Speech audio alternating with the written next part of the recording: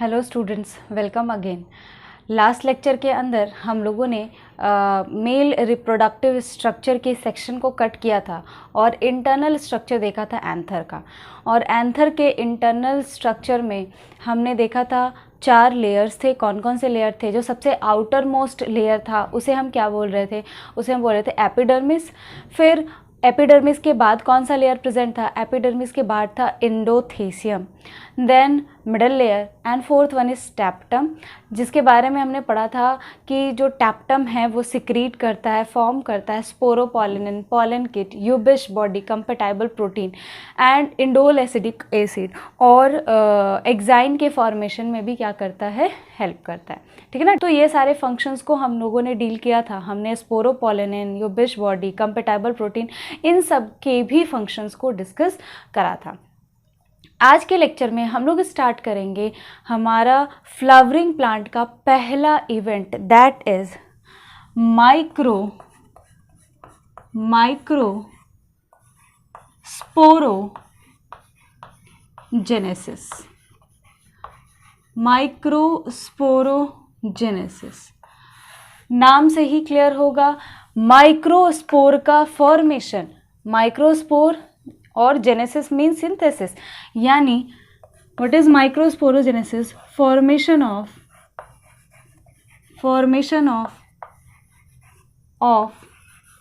Microspore.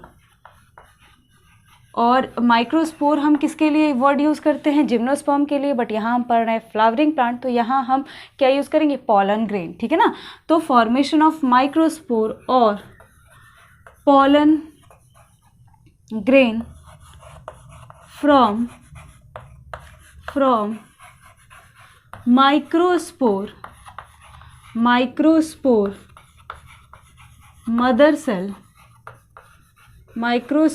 mother cell और pollen mother cell।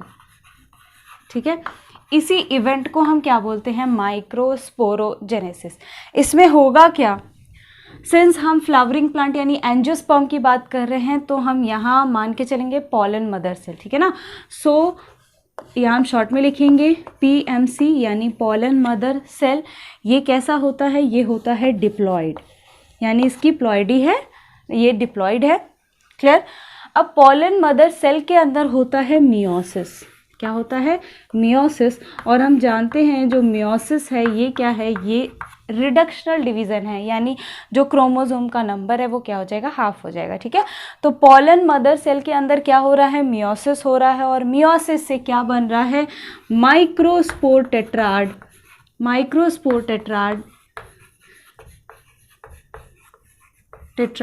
या आप लिख सकते हैं यहाँ हम क्या यूज करेंगे? Pollen tetrad. यानी आपको 4 सेल्स मिलेंगे और चारों के चारों सेल्स कैसे होंगे? हैप्लॉइड होंगे। ठीक है। तो हम यहाँ मेंशन करेंगे 4 सेल्स और माइक्रोस्पोर टेट्राड या pollen tetrad formed as a result of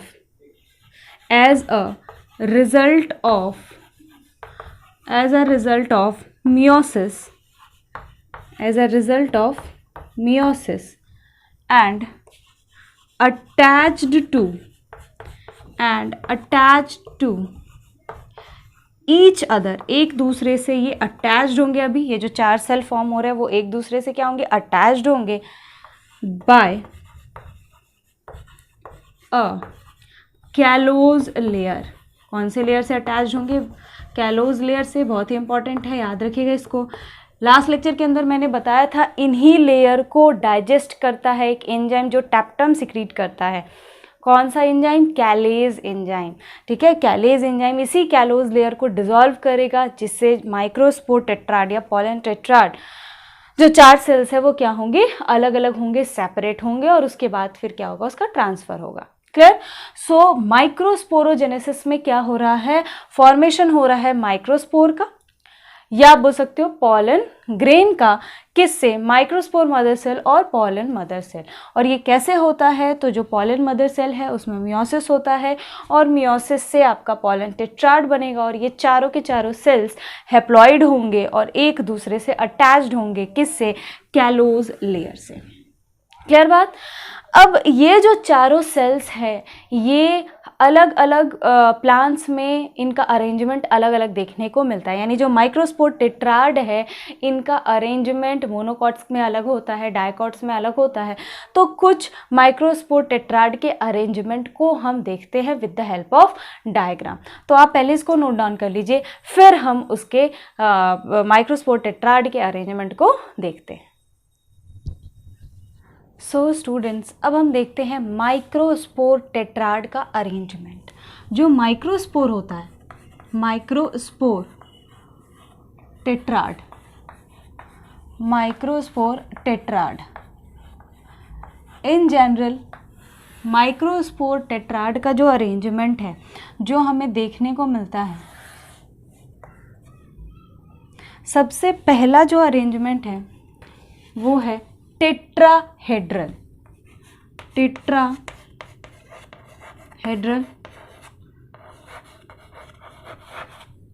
tetrahedral arrangement ज़्यादातर डायकॉट्स में ये आपको देखने को मिलेगा। दूसरा जो अरेंजमेंट है माइक्रोस्पोर टेट्राड का, सेकेंड वन, इसे हम बोलते हैं आइसोबायलैटरल।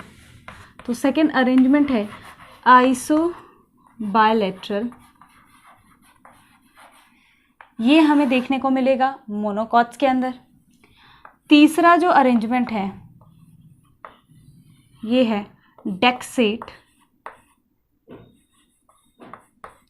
डेक्सेट ये हमें देखने को मिलता है मैग्नोलिया में।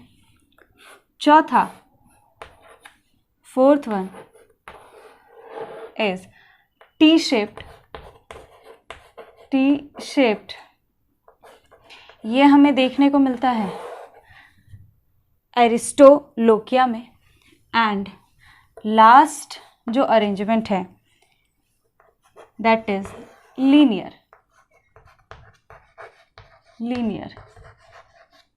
ये हमें देखने को मिलता है एल्सोफिला में। ठीक है, तो जो माइक्रोस्पोर टेट्राड है ये आपको 5 तरीके से अरेंज मिलेगा। अब इसका एक डायग्राम हम देख लेते हैं। टेट्राहेड्रल जो है इस तरह से रहेगा। ठीक है, इसमें एक सेल यहाँ प्रेजेंट होगा, दूसरा सेल यहाँ जो माइक्रोस्पोर है या पॉलन ग्रेन है, एक यहाँ, एक आगे और एक ठीक इसके पीछे। तो इस तरह से टेट्राहेड्रल अरेंजमेंट होगा माइक्रोस्पोर टेट्राड का। और ये कॉमन होता है, most common in dicots, most common in dicots. ये हमें डायकॉट्स में देखने को मिलता है। Next is isobilateral. अगर हम आइसोबायलैटरल का स्ट्रक्चर देखें तो यहाँ इस तरह से अरेंज होता है और आपको 4 सेल का जो अरेंजमेंट है वो इस तरह देखने को मिलेगा। तो ये जो है ये आपका होता है मोनोकॉट्स में। Most common in monocots. किस में कॉमन है? ये मोनोकॉट्स में कॉमन होता है। क्लियर? डेक्सेट में जो सेल्स है वो कैसे अरेंज होंगे? तो डेक्सेट में इस तरह से अरेंजमेंट आपको देखने को मिलेगा। एक सेल यहाँ, दूसरा सेल यहाँ, एक सेल आगे और एक सेल ठीक इसके पीछे। ये आपको देखने को मिलता है मैग्नोलिया में।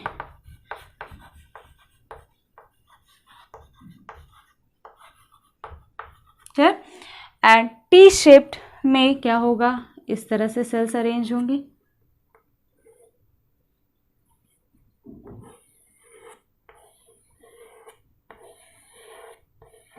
इसके अंदर आपको मिलेगा पॉलन ग्रेन। ठीक है, तो ये जो है आपको मिलेगा एरिस्टोलोकिया में। Aristolochia. And the last arrangement that is linear arrangement of microspore, जिसमें आपको एकदम लीनियरली अरेंज्ड होंगे सेल्स इस तरह से।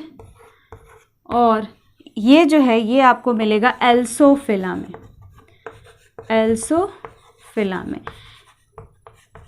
इन सब में जो इम्पॉर्टेंट है वो ये दो है, ये आपको एग्जाम्पल्स लर्न कर लीजिएगा, इससे इन जनरल क्वेश्चन नहीं आता है। जो इम्पॉर्टेंट है वो ये है कि मोनोकॉट्स और डाइकॉट्स में आपको किस तरह का अरेंजमेंट पॉलन ग्रेन का देखने को मिलता है। तो डाइकॉट्स के अंदर आपको ज़्यादातर टेट्राहेड्रल मिलेगा और मोनोकॉट्स के अंदर ज़्यादातर आपको आइसोबायलेट्रल मिलेगा।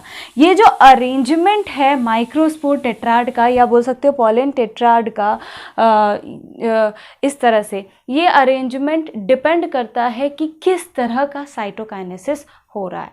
क्लियर? तो हम इस पॉइंट को लिख लेंगे, the arrangement of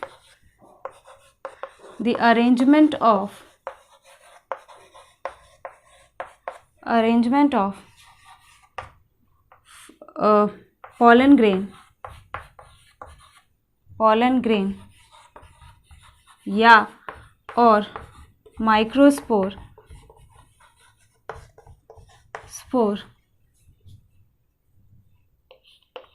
in microspore tetrad depends upon, किस पे डिपेंड करता है?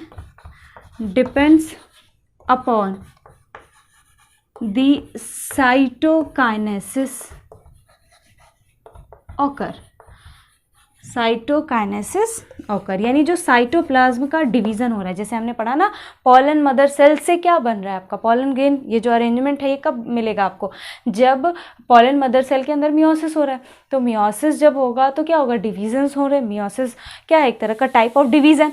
तो उसमें जो साइटोकाइनेसिस होगा, उस साइटोकाइनेसिस मतलब साइटोप्लाज्म का जो डिवीजन होगा किस तरह से हो रहा है, इस पे डिपेंड करता है कि अरेंजमेंट कैसा होता है। ठीक है ना? तो इसे हम थोड़ा और अच्छे से समझते हैं कि साइटोकाइनेसिस का डिवीज़न कैसे होता है। तो आप इसको पहले नोट डाउन कर लीजिए, फिर हम देखते हैं साइटोकाइनेसिस के टाइप्स को। सो स्टूडेंट्स, अब हम लोग देखते हैं टाइप ऑफ साइटोकाइनेसिस, जिसके बेसिस पे जो टेट्राड है उसमें हमें पॉलन ग्रेन का अरेंजमेंट देखने को मिलता है। तो साइटोकाइनेसिस जो है, साइटोकाइनेसिस दो तरह से होता है। सिंस हम यहाँ सिर्फ बात करेंगे डाइकॉट्स और मोनोकॉट्स के बारे में, ठीक है ना। सो साइटोकाइनेसिस दो तरह से होता है। कौन कौन सा? एक को हम बोलते हैं साइमल्टेनियस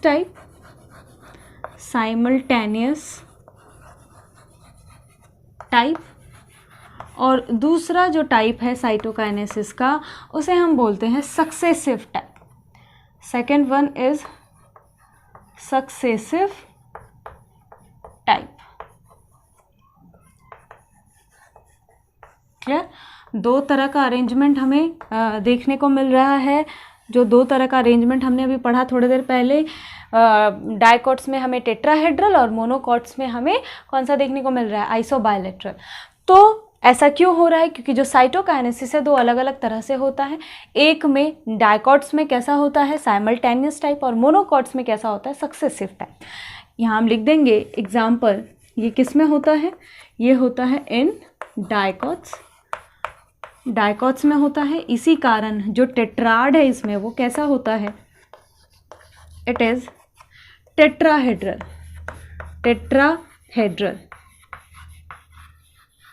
क्लियर? और यहाँ जो वॉल फॉर्म होगा, वॉल फॉर्मेशन, ये बहुत ही इंपॉर्टेंट है, पूछा जाता है साइमल्टेनियस टाइप में। जो वॉल का फॉर्मेशन है वो सेंटर से अवे होता है या सेंटर के टुवर्ड्स होता है? तो बच्चों याद रखिएगा, इट इज़ सेंट्रीपीटल, यानी सेंटर के टुवर्ड होता है। क्लियर? उसी तरह सक्सेसिव टाइप की बात करें तो ये होता है आपका मोनोकॉट्स में, इन मोनोकॉट्स, और मोनोकॉट्स में होता है तो यहाँ हमें कौन सा देखने को मिलता है? Tetrad is isobilateral. कौन सा मिलेगा? आइसोबायलेट्रल अरेंजमेंट हमें देखने को मिलता है सक्सेसिव टाइप में। इसके बाद यहाँ अगर हम देखें वॉल फॉर्मेशन, तो वॉल फॉर्मेशन यहाँ हमें देखने को मिलेगा सेंट्रीफ्यूगल, यानी सेंटर से अवे। क्लियर? होता क्या है, अब हम थोड़ा डायग्राम देखते हैं। साइमल्टेनियस टाइप में जैसे हमने मान लिया ये है आपका पॉलन मदर सेल था, ठीक है। अब इसमें हुआ मियोसिस 1, ठीक है, मियोसिस 1, और फिर ये सेल्स बन रहा है यहाँ इस तरह से। And after meiosis 1 and cytokinesis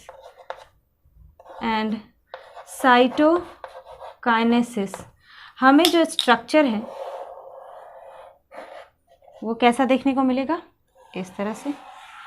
यहाँ पे जो वॉल का फॉर्मेशन होगा वो कैसा होगा, ये सेंटर के टुवर्ड, यहाँ से इस तरह से सेंटर के टुवर्ड क्या होंगे, वॉल फॉर्म होंगे, और ये जो सेल्स है इस तरह से अरेंज होंगे एक पीछे, ठीक है ना। सो इस तरह से क्या होगा, अब ये जो अरेंजमेंट है इसे ही हम क्या बोलते हैं, साइमल्टेनियस टाइप, ठीक है ना। साइमल्टेनियसली क्या हो रहा है, साइटोकाइनेसिस हो रहा है, इसी कारण जो टेट्राहेड्रल अरेंजमेंट हमें डाइकोट्स में देखने को मिल रहा है। क्लियर। उसी तरह हम यहाँ देखते हैं सक्सेसिव टाइप में। सक्सेसिव टाइप में क्या हो रहा है, यहाँ भी हम बनाएंगे डायग्राम। ये मान लीजिए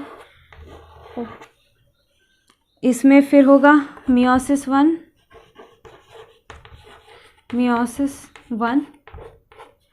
और यहाँ पे क्या होगा, सेंटर से अवे बन रहा होगा।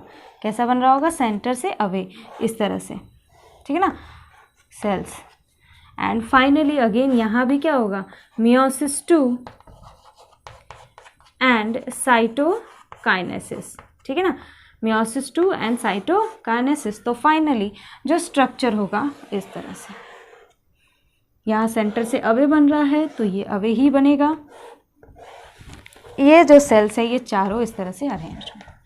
समझ आ गई बात, ठीक है ना। सो साइटोकाइनेसिस दो तरह से होगा, एक साइमल्टेनियस टाइप, दूसरा सक्सेसिव टाइप। जो साइमल्टेनियस टाइप होगा ये डाइकोट्स में होता है, जिसके कारण जो टेट्राड है वो कैसा होता है, टेट्राहेड्रल।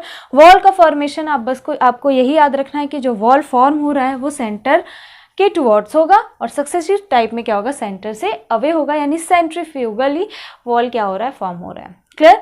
तो ये जो अरेंजमेंट है ये आपको किस में देखने को मिलेगा, डाइकोट्स में, और ये जो अरेंजमेंट है ये आपको किस में देखने को मिलेगा, मोनोकोट्स में। यहाँ आपको एक चीज़ याद रखना है, ये जो वॉल है इसे हम क्या बोल रहे हैं, कैलोज लेयर। ये सब जो लेयर है इसे हम क्या बोल रहे हैं, कैलोज लेयर। तो ये जो लेयर है इसको कौन डिसॉल्व करता है, तो टैप्टम एक एंजाइम सिक्रीट करता है। मैंने लास्ट लेक्चर में भी बताया था, कैलेज एंजाइम। ये जो कैलेज एंजाइम है जब इसको डाइजेस्ट करेगा तो जो माइक्रोस्पोर आप देख रहे हैं वो क्या होंगे, जो पॉलन ग्रेन है वो क्या हो जाएंगे, इससे सेपरेट हो जाएंगे, एंड देन पॉलन ग्रेन का फिर क्या होगा, ट्रांसफर होगा। समझ में आ गई बात, ठीक है ना। तो आप इसको नोट डाउन कीजिए, फिर हम उसे भी एक पॉइंट करके लिख लेते हैं। सो स्टूडेंट्स, हम नोट करके एक इम्पॉर्टेंट पॉइंट लिखेंगे। इम्पॉर्टेंट पॉइंट क्या है कि जो अभी हमने देखा कैलोज लेयर, ठीक है, कैलोज लेयर को कौन डिसॉल्व करेगा, कैलेज एंजाइम डिसॉल्व करेगा। और जैसे ही वो एंजाइम क्या करेगा, कैलोज लेयर को डिसॉल्व करेगा, तो आपको 4 पॉलन ग्रेन मिल जाएंगे। तो इस पॉइंट को हम ज़रूर से मेंशन करेंगे क्योंकि एग्जाम में से क्वेश्चन आता है बहुत बार, ठीक है। क्या है कि callase enzyme dissolve, callase enzyme dissolve what, dissolve callose layer किसका, of a tetrad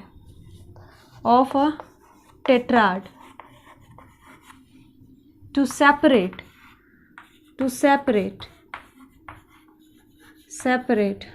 pollen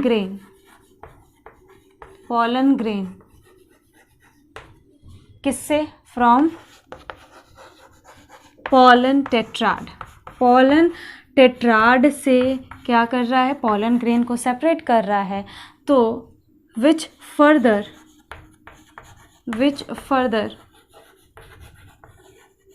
gives 4 pollen grain, जो कि आपको आगे क्या देगा, 4 pollen grain। ठीक है। और बच्चों ये क्वेश्चन पूछा जाता है कि ये जो कैलेज एंजाइम है इसे कौन सिक्रीट करता है, तो कैलेज एंजाइम को सिक्रीट करता है टैप्टम, जो कि इंटरनल स्ट्रक्चर है में हमने देखा था एंथर के इंटरनल स्ट्रक्चर का जो सबसे लास्ट लेयर था दैट इज टैप्टम, वही क्या रिलीज करता है, कैलेज एंजाइम।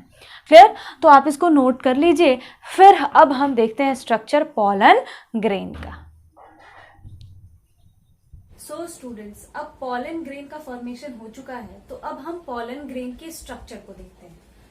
जैसा कि हमने यहाँ मेंशन किया है पॉलन ग्रेन, तो पॉलन ग्रेन फॉर्म कैसे हुआ था, तो पॉलन ग्रेन का जो फॉर्मेशन का प्रोसेस था आपको याद होगा, उसे हम क्या बोलते हैं, माइक्रोस्पोरोजेनेसिस। और मियोसिस हुआ था, तो पॉलन ग्रेन कैसा होता है, हैप्लॉइड होता है, यानी एन होगा। और पॉलन ग्रेन से क्या फॉर्म होता है, आगे मेल गैमेटोफाइट फॉर्म होगा। इसी कारण पॉलन ग्रेन को हम क्या बोलते हैं, पार्शियली डेवलप्ड मेल गैमेटोफाइट। तो यहां हम लिखेंगे it is partially developed male gametophyte. It is partially developed male gametophyte. Clear? So what is pollen grain, तो याद रखिएगा pollen grain is partially developed male gametophyte. ऐसा क्यों बोल रहे हैं, क्योंकि पॉलन ग्रेन से ही फिर फर्दर क्या होता है, मेल गैमेटोफाइट फॉर्म होता है। तो इसी कारण हम पॉलन ग्रेन को क्या बोल रहे हैं, पार्शियली डेवलप्ड मेल गैमेटोफाइट। अब हम इसका स्ट्रक्चर देखते हैं, एक रफ स्ट्रक्चर अगर हम पॉलन ग्रेन का देखें, तो पॉलन ग्रेन में हमें पहली चीज तो याद रखिएगा, यहाँ पे आपको एक ही न्यूक्लियस मिलता है, यानी सिंगल न्यूक्लियस। ठीक है, यानी पॉलन ग्रेन कैसा, पहला तो हैप्लॉइड, दूसरा यूनिन्यूक्लिएट, क्योंकि एक ही न्यूक्लियस मिल रहा है। इसके बाद यहां पे आपको इस तरह से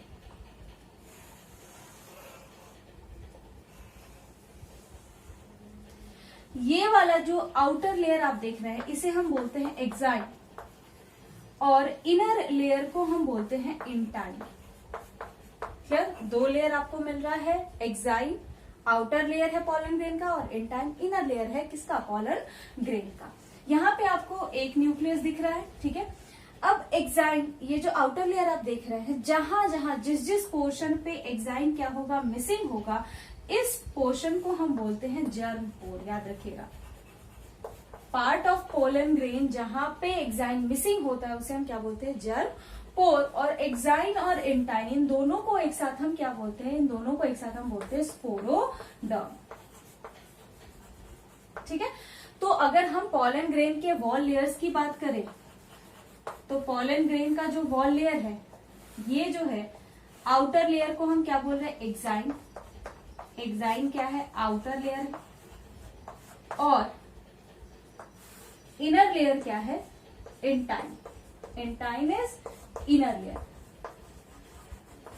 बच्चों याद रखिएगा, ये जो एक्साइन है ये भी डिवाइडेड होता है दो लेयर्स में। कौन कौन सा, एक को हम बोलते हैं सेक्साइन, ये होता है आउटर लेयर, और इनर लेयर जो होता है उसे हम बोलते हैं एंडेक्साइन।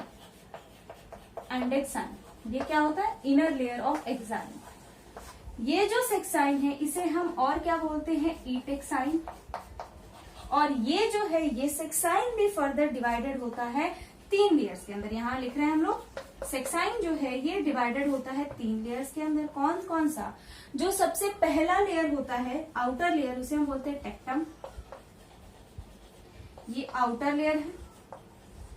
मिडल लेयर को हम बोलते हैं बैक्यूलम। बैक्यूलम ये क्या है, मिडल लेयर है। और तीसरा जो है उसे हम बोलते हैं फुट लेयर। फुट लेयर, ठीक है, ये इनर लेयर। समझ आ गई बात? तो अगर हम पॉलन ग्रेन के बारे में बात करें, वॉल लेयर्स के बारे में बात करें, तो outer wall layer is exine and inner wall layer is intine. Exine और इंटाइन दोनों को एक साथ हम बोलते हैं स्पोरोडर्म। फिर वॉल लेयर्स में हम देख रहे हैं जो एक्साइन और इंटाइन है, एक्साइन फर्दर डिवाइडेड है दो लेयर में, सेक्साइन और एंडेक्साइन। सेक्साइन को फिर फर्दर डिवाइड किया गया है तीन लेयर्स के अंदर। कुछ कुछ बुक्स दो ही लेयर लिखता है, एक टेक्टम और दूसरा फुट लेयर। तो यहाँ पे जो सेक्साइन है वो तीन लेयर्स में डिवाइडेड है, टेक्टम, बैक्यूलम एंड फूट लेयर। अगर 2 दिया है तो भी गलत नहीं, अगर तीसरा दिया हुआ है नाम तो आप याद रखिएगा तीसरा क्या होता है, बैक्यूलम, मिडल लेयर। क्लियर? तो ये है स्ट्रक्चर पॉलन ग्रेन का, आप इसको बना लीजिए, लिख लीजिए सारे वॉल लेयर्स के बारे में। फिर हम पॉइंट वाइज करके लिखते हैं पॉलन ग्रेन क्या होता है और इनके वॉल लेयर के बारे में। Clear? So you please note it down. So students, अब हम बात करते हैं पॉलन ग्रेन के बारे में। हमने पॉलन ग्रेन का स्ट्रक्चर देखा, तो स्ट्रक्चर से ही हमें समझ में आ जाएगा पॉलन ग्रेन, स्ट्रक्चर से ही हम उसे आसानी से डिफाइन कर लेंगे। सबसे पहली चीज़ तो it is partially developed male gametophyte. अब जो पॉलन ग्रेन है ये है क्या, तो पॉलन ग्रेन आर हैप्लॉइड। पहला पॉइंट कैसा होगा, ये हैप्लॉइड होगा। कितने न्यूक्लियस होंगे, एक न्यूक्लियस होगा, इसीलिए यूनी न्यूक्लिएट।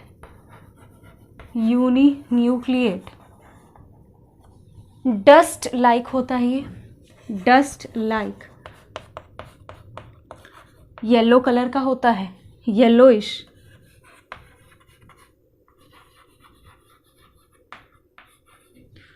कैसा है, pollen grain are haploid, uninucleate, dust like, yellowish, और last double walled like structure, यानी इसमें आपको 2 वॉल मिलेंगे, डबल वॉल लाइक स्ट्रक्चर। तो ये हमने डिफाइन कर लिया पॉलन ग्रेन। क्लियर? हमें स्ट्रक्चर से ही समझ में आ गया पॉलन ग्रेन का कैसा है, हैप्लॉइड है, एक न्यूक्लियस है, यूनिन्यूक्लिएट, डस्ट जैसा होता है, पाउडर जैसा होता है, येलो कलर का, double wall like structure.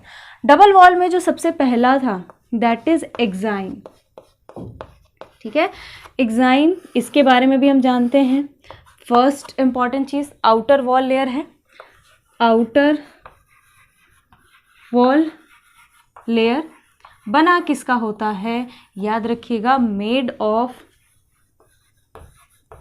Sporopollenin,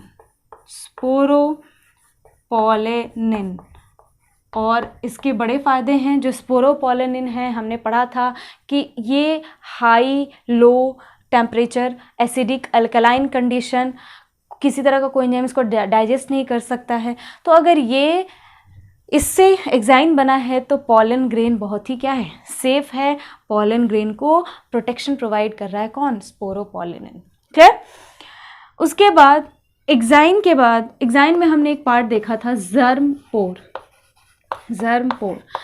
पोर क्या है, तो एट सम प्लेसेस, कुछ प्लेसेस पे, at some places exine is missing, exine present नहीं होता है, and that is called, that point is called, उसे हम क्या बोलेंगे, जर्म पोर बोलेंगे, जर्म पोर, जिससे क्या होता है, थ्रू विच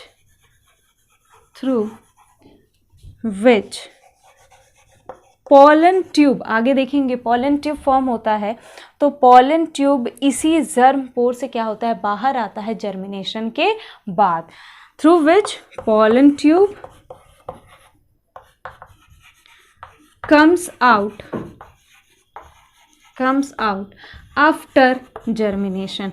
जर्मिनेशन के बाद पॉलन ट्यूब इसी पॉइंट से क्या होता है, बाहर आता है। बहुत इंपॉर्टेंट है, याद रखिएगा। सो पॉलन ग्रेन का जो सबसे आउटर लेयर है दैट इज एक्साइन, और उसमें कहीं कहीं पे एक्साइन जहाँ मिसिंग होगा that point is germ pore, and germ pore के थ्रू पॉलन ट्यूब बाहर आता है आफ्टर जर्मिनेशन। एक और इम्पॉर्टेंट चीज़ इसमें है कि there are 3 germ pour.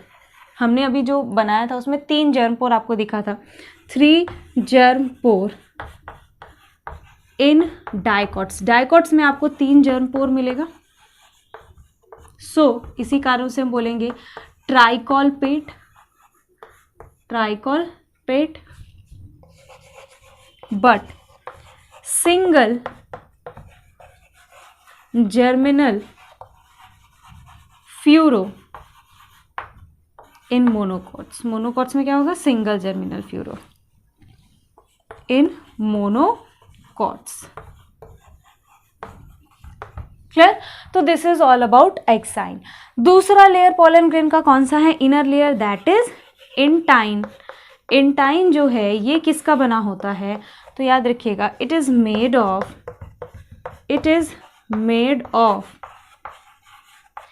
Pectin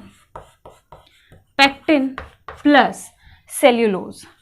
किसका बना होता है? पेक्टिन प्लस सेल्यूलोज, इसीलिए हम इसे बोलते हैं पेक्टोसेल्यूलोजिक इन नेचर।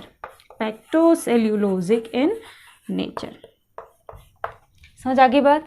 ठीक है। और एक और इम्पॉर्टेंट चीज जो हमें याद रखना है, that is exine plus intine, ये दोनों मिल करके एक साथ कहलाते हैं स्पोरोडर्म। क्या हम इसे बोलेंगे? स्पोरोडर्म। ठीक है, समझ में आ गई बात? तो this is about pollen grain. Pollen grain होता क्या है, इनके दोनों लेयर्स के बारे में हम लोगों ने देख लिया।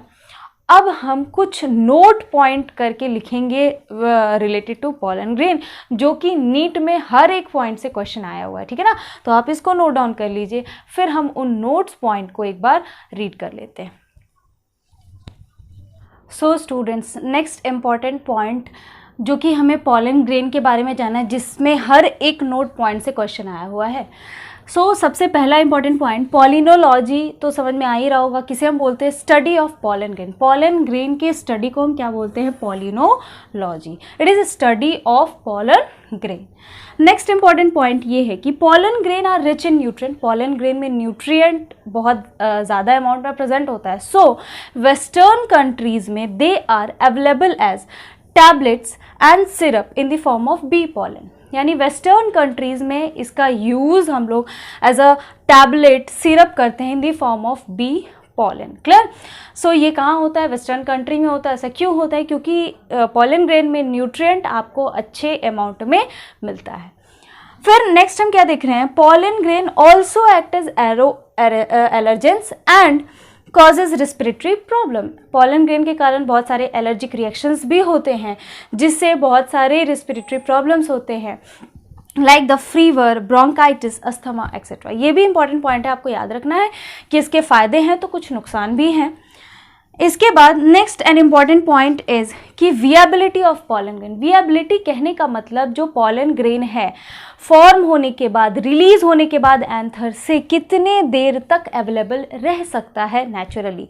क्लियर? यानी availability of pollen grain to few minutes to few months. मतलब जो पोलन ग्रेन है वो नेचुरली कुछ प्लांट्स में कुछ मिनट तक भी प्रेजेंट रहता है, विएबल रहता है, और कुछ मंथ्स तक भी अवेलेबल रह सकता है। जैसे अगर हम वीट और राइस की बात करें तो वीट राइस में जो पोलन ग्रेन है वो नेचुरली 30 मिनट तक विएबल है, एंड वहीं अगर हम रोज़ेसी सोलेनेसी फैमिली की बात करें तो इनके प्लांट्स का जो पोलन ग्रेन है वो कुछ मंथ्स तक विएबल रह सकता है। क्लियर? प्लांट ट्री एक्सपेरिमेंट के लिए जो पोलन ग्रेन है can be presence at -196 degree Celsius. ये पॉइंट जरूर याद रखिएगा क्योंकि इससे नीट में क्वेश्चन आया हुआ है। Clear? This is about pollen grain, and pollen grain के ये इंपॉर्टेंट नोट है जो आपको लर्न होने ही चाहिए क्योंकि बहुत ही इंपॉर्टेंट है। क्लियर? पहला पॉइंट कि जो पोलन ग्रेन है काफ़ी रिच होता है न्यूट्रिएंट में, इसलिए वेस्टर्न कंट्री में इसका यूज़ होता है, अवेलेबल है टैबलेट सिरप के फॉर्म में, in the tablet syrup in the form of bee pollen. Next important point ये है कि ये एलर्जी रिएक्शन भी कॉज करता है और इसके कारण बहुत सारे डिजीज भी होते हैं, जैसे bronchitis, asthma, fever etcetera. Pollen grain viable रहता है कुछ प्लांट्स में कुछ मिनट्स तक और कुछ प्लांट्स में कुछ मंथ तक भी रहता है। It can also be presence at -196 degree Celsius, और ये सिर्फ प्लांट ट्री एक्सपेरिमेंट के लिए किया जाता है। इन जनरल नेचुरली अगर बात करें तो ये वीट राइस यानी पोएसी फैमिली के अंदर 30 मिनट तक स्टोर करके रख सकते, नॉट स्टोर करके रख सकते, ये नेचुरली उनमें 30 मिनट तक विएबल रहता है। क्लियर? एंड रोज़ेसी सोलेनेसी में ये क्या रहता है, कुछ मंथ तक रहता है। क्लियर? आप इसको नोट डाउन कर लीजिए, फिर हम मिलते हैं नेक्स्ट लेक्चर में।